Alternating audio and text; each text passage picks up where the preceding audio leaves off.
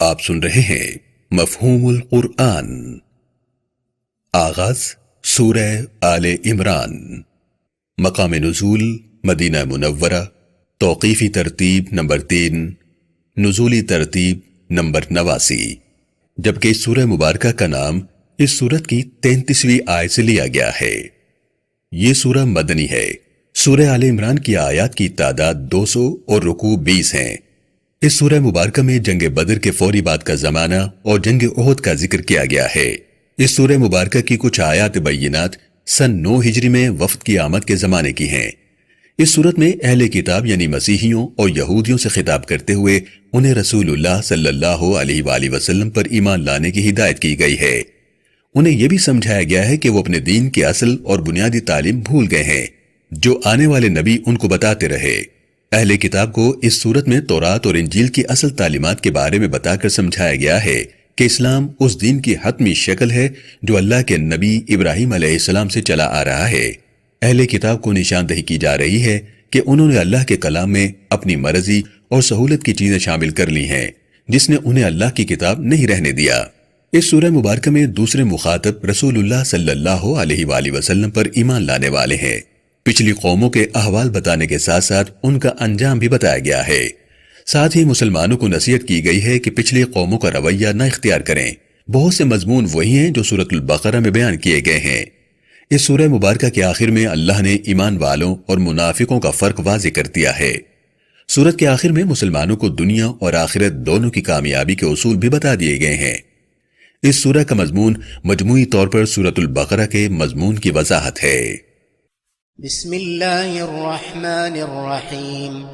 اللہ کے نام سے جو بے حد و حساب مہربان اور ہمیشہ رحم کرنے والا ہے۔ الف لام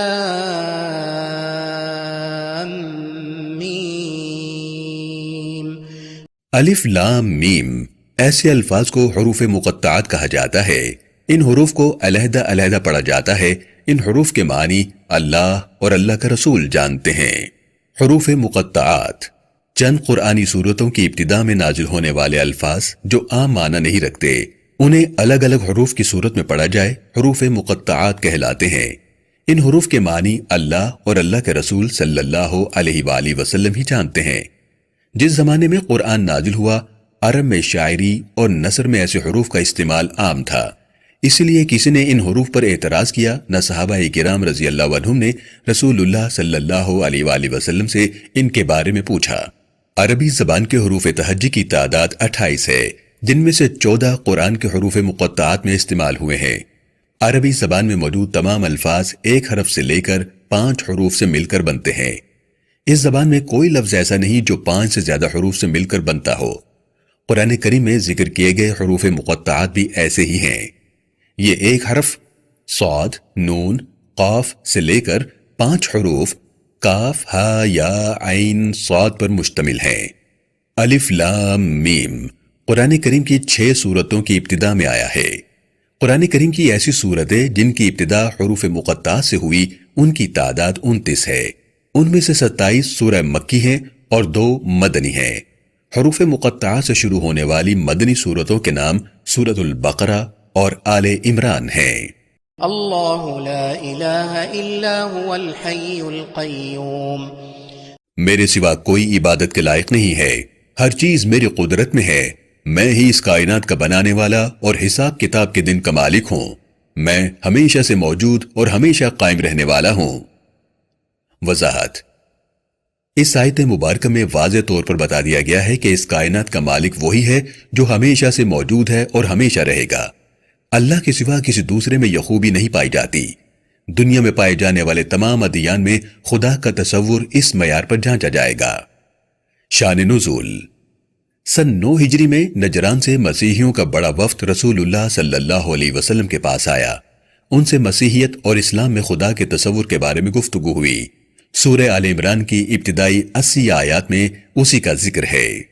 نزل عليك الكتاب بالحق مصدقا لما بين يديه وأنزل التوراة والإنجيل۔ میرے رسول، میں نے آپ کی طرف علم سے بھری ایک کتاب نازل کی جو میری طرف سے حق ہے۔ میں نے قرآن سے پہلے تورات اور انجیل نازل کی۔ قرآن پہلی کتابوں میں موجود اصل احکام یعنی جن میں تحریف نہیں کی گئی ان کی تصدیق کرتا ہے۔ وضاحت: اس آیت مبارکہ میں اللہ تعالیٰ نے ان لوگوں کو جواب دیا ہے جو رسول اللہ صلی اللہ علیہ وآلہ وسلم کا انکار کر رہے تھے۔ اللہ تعالیٰ نے صاف صاف بتا دیا کہ آپ پر نازل ہونے والا کلام قرآن اللہ کی طرف سے ہے۔ یہ ایسے ہی ہے جیسے اللہ کے نبی موسیٰ علیہ السلام پر تورات، داؤد علیہ السلام پر زبور، عیسیٰ علیہ السلام پر انجیل اور بہت سے دوسرے انبیاء پر صحیفے اتارے گئے۔ قرآن کریم سے پہلے نازل کی گئی آسمانی کتابوں کے متعلق اللہ نے فرمایا، یہ لوگ میری کتاب کو بدل دیتے ہیں، اس میں کچھ جھوٹ شامل کرتے ہوئے کہتے ہیں کہ یہ اللہ کی طرف سے نازل شدہ ہے، حالانکہ یہ خوب جانتے ہیں کہ ان کا دعویٰ غلط ہے۔ انجیل اور تورات میں تحریف کے متعلق اللہ کا ایک دوسرا فرمان ہے۔ محمد رسول اللہ صلی اللہ علیہ وسلم کا ذکر تورات اور انجیل میں موجود تھا، جسے ان لوگوں نے بدل دیا۔ یہودی رسول اللہ صلی اللہ علیہ وسلم کو یوں پہچانتے ہیں جیسے اپنے بیٹوں کو۔ من قبل هدى للناس وأنزل الفرقان إن الذين كفروا بآيات الله لهم عذاب شديد والله عزيز ذو انتقام۔ قرآن پہلی کتابوں کی تصدیق کرتا ہے، اس سے پہلے کتابیں بھی لوگوں کی ہدایت کے لیے نازل کی گئیں۔ قرآن حق اور باطل میں فرق واضح کرنے والی کتاب ہے۔ بے شک جو لوگ قرآن کا انکار کرتے ہیں میں نے ان کے لیے شدید ترین عذاب تیار کر رکھا ہے۔ میں نہایت عزت والا اور اپنی آیتوں کا انکار کرنے والوں سے بدلہ لینے والا ہوں۔ وضاحت: اس آیت مبارکہ میں ذکر کیے گئے لفظ فرقان یعنی صحیح اور غلط میں فرق کرنے والا سے مراد قرآن ہے۔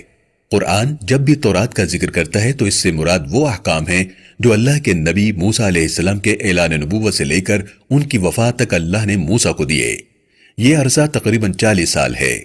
موجودہ تورات میں ہمیں یہ احکام کہیں کہیں ملتے ہیں جنہیں یہودیوں نے اپنی خواہش کے مطابق تبدیل بھی کر لیا ہے۔ اب تورات میں موسیٰ علیہ السلام کی سیرت کے متعلق بھی لکھا ہوا ملتا ہے۔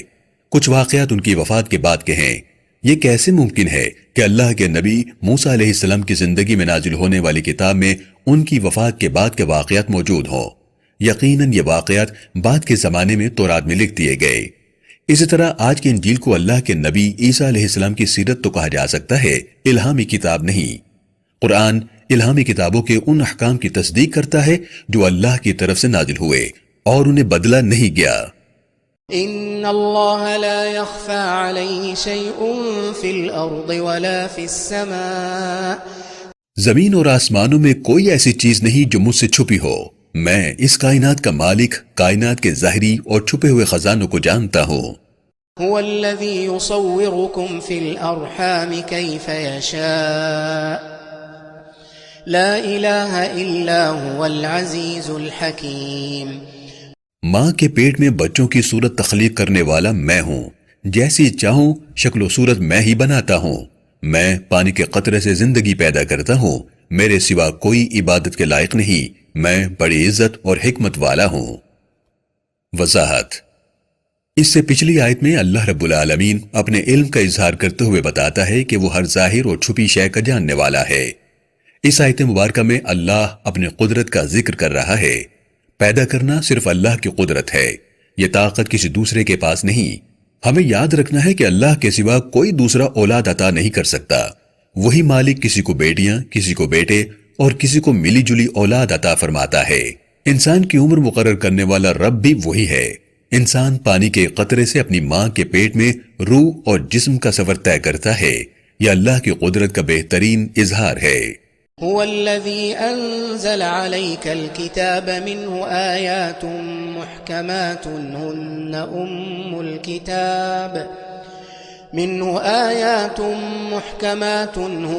أم الكتاب وأخر متشابهات فأما الذين في قلوبهم زيغ فيتبعون ما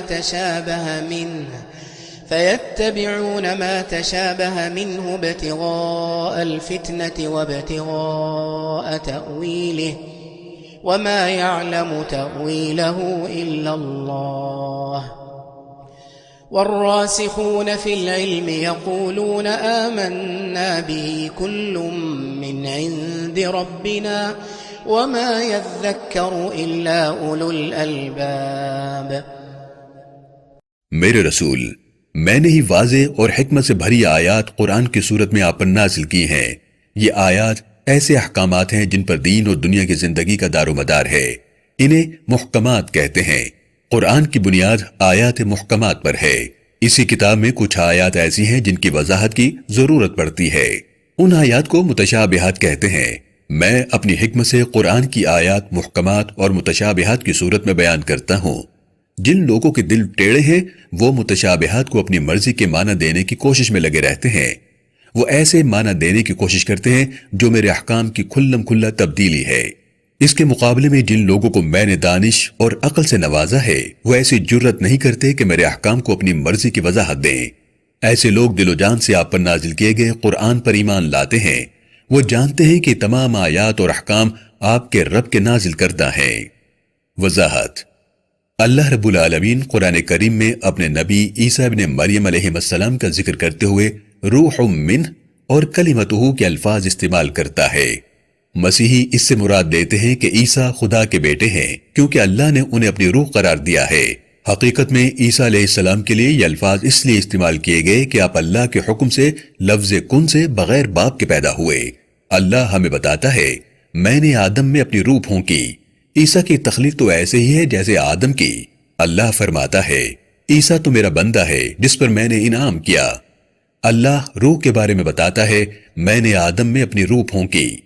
روح تو میرا حکم ہے اور تمہیں بہت ہی کم علم دیا گیا ہے۔ ایک دوسرے مقام پر فرمایا اپنے کامیاب بندوں کے متعلق اللہ کا فرمان ہے اے اطمینان والی روح تیرا رب تجھ سے راضی ہو گیا۔ اللہ رب العالمین قرآن کریم میں بار بار ذکر فرماتا ہے کہ اس کی کوئی اولاد نہیں ہے۔ شان نزول: یہاں آیات محکمات اور متشابہات کا ذکر اس لیے آیا کہ مسیحیوں نے رسول اللہ صلی اللہ علیہ وسلم سے کہا کہ عیسیٰ ابن مریم اللہ کے بیٹے ہیں۔ اس کے جواب میں اللہ رب العالمین نے یہ آیت مبارکہ نازل فرمائی۔ اس آیت مبارکہ کے بارے میں یہ بھی کہا جاتا ہے کہ یہودیوں کے سردار حیی ابن اخطب نے حروف مقطعات کو لے کر حروف کے وزن کے حساب سے دین اسلام کے باقی رہنے کی مدت نکالی۔ رسول اللہ صلی اللہ علیہ وسلم نے مختلف حروف مقطعات پڑھے تو حیی نے کہا ہم اپنے حساب میں شک میں ہیں کہ چھوٹے عدد کا اعتبار کریں یا بڑے عدد کا۔ اس کے جواب میں یہ آیت مبارکہ نازل ہوئی۔ ربنا لا تزغ قلوبنا بعد إذ هديتنا وهب لنا من لدنك رحمة إنك أنت الوهاب۔ ہمارے رب ہم پر مہربانی فرمائیے کہ تیری طرف سے ہدایت مل جانے کے بعد ہم ہر قسم کی گمراہی اور غلط راستے سے بچ جائیں۔ ہمارے دل ہدایت ملنے کے بعد ٹیڑھا ہونے سے بچ جائیں۔ ہمیں اپنی رحمت کی آغوش میں رکھیے، بے شک تو نوازنے والا بار بار اپنے بندوں کی توبہ قبول کرنے والا ہے۔ وضاحت: اس آیت مبارکہ میں اللہ رب العالمین نے اپنے بندوں کو دعا سکھائی ہے۔ اسی مضمون کی دعا سورۃ الفاتحہ میں بھی سکھائی گئی۔ قرآن کریم ہمیں اس دعا کی ضرورت یوں سمجھاتا ہے وہ لوگ جب میری آیتوں کو سمجھ نہ سکے تو انہوں نے میرا کلام جھٹلا دیا۔ رسول اللہ صلی اللہ علیہ وسلم اکثر یہ دعا مانگا کرتے تھے اے دلوں کو پھیرنے والے رب میرے دل کو اپنے دین پر ثابت قدم رکھیے۔ رسول اللہ صلی اللہ علیہ وآلہ وسلم نے ہمیں یوں بھی دعا سکھائی رب محمد میرے گناہ بخش دیجئے، میرے دل سے غیظ و غضب کو دور کر دیجئے اور میں جب تک زندہ رہوں مجھے اپنی پناہ میں رکھیے کہ میں گمراہ کرنے والے فتنوں سے بچ جاؤں۔ اللہ فرماتا ہے بنی اسرائیل نے اپنے دلوں کے ٹیڑھے پن کی وجہ سے موسیٰ کو جھٹلایا تو میں نے ان کے دلوں کا ٹیڑھا پن مزید بڑھا دیا۔ یقیناً میں نافرمانوں کو زبردستی ہدایت کا راستہ نہیں دکھاتا۔ رسول اللہ صلی اللہ علیہ وسلم نے سمجھایا اللہ سے اپنے ایمان پر قائم رہنے کی دعا مانگتے رہو۔ ربنا انك جامع الناس ليوم لا ريب فيه ان الله لا يخلف الميعاد۔ ہمارے رب تو حساب کتاب کے دن سب کو جمع فرمائے گا جس دن دنیا میں کیے جانے والے اعمال کا بدلہ دیا جائے گا۔ حساب کتاب کے دن کے مالک ہماری غلطیوں اور کوتاہیوں کو معاف فرمائیے گا۔ وحدہ لا شریک رب ہم تجھ پر اور حساب کتاب کے دن پر مکمل ایمان رکھتے ہیں جس کے آنے میں کوئی شک نہیں۔ بے شک تیرا ہر وعدہ سچا ہے اور تو اپنے وعدے کے خلاف نہیں کرتا۔ آگہی یہاں سورہ آل عمران کا پہلا رکوع مکمل ہو گیا ہے۔ اس رکوع میں 9 آیات بینات ہیں۔ اب ہم اس رکوع میں آنے والے نئے الفاظ اور اصطلاحات کو سمجھنے کی کوشش کرتے ہیں۔ محکمات، ایسی آیات بینات جن میں صاف صاف حکم دیا گیا ہو، آیات محکمات کہلاتی ہیں۔ ان آیات کو سمجھنے یا مفہوم کو جاننے میں کوئی دشواری نہیں ہوتی، جیسا کہ اللہ کے سوا کوئی عبادت کے لائق نہیں، قرآن اللہ کی طرف سے نازل کیا گیا ہے، مرنے کے بعد دنیا میں کیے گئے اعمال کا بدلہ ملے گا، وغیرہ وغیرہ۔ ایسی آیات میں کسی قسم کے شک کی گنجائش موجود نہیں ہوتی۔ متشابہات، ایسے معاملات جو ہماری پہنچ یا فکر سے بڑے ہوں متشابہات کہلاتے ہیں۔ ایسی چیزیں جنہیں ہم دیکھ یا چھو نہیں سکتے، قرآن انہیں تشبیہ یا مثال سے سمجھاتا ہے۔ اللہ ایسی مثالوں کے بارے میں فرماتا ہے، بہت سے لوگ اس سے گمراہ ہوتے ہیں اور بہت سے ہدایت پاتے ہیں۔ قرآن کریم میں ذکر کی گئی مثالوں سے صرف علانیہ نافرمان گمراہ ہوتے ہیں۔ ایسی آیات جن کے ایک سے زیادہ معنی نکلتے ہوں متشابہات کہلاتی ہیں۔ ان آیتوں کے ملتے جلتے کئی معنی ہوتے ہیں، جیسا کہ اللہ اپنے عرش کا ذکر کرتا ہے، اللہ کا عرش کیسا ہے، اس کی شکل و صورت اور بناوٹ کیسی ہے، وہ کس چیز سے بنا ہوا ہے، اللہ اس پر کیسے جلوہ افروز ہوتا ہے۔ اسی طرح اللہ اپنے ہاتھوں اور چہرے کا ذکر کرتا ہے، اللہ کے ہاتھ کیسے ہیں، کتنے بڑے ہیں، اللہ کا چہرہ کیسا ہے، وغیرہ وغیرہ۔ یہ سب متشابہات ہیں۔ اسی طرح بعض قرآنی صورتوں کی ابتدا میں حروف مقطعات بھی متشابہات میں سے ہیں۔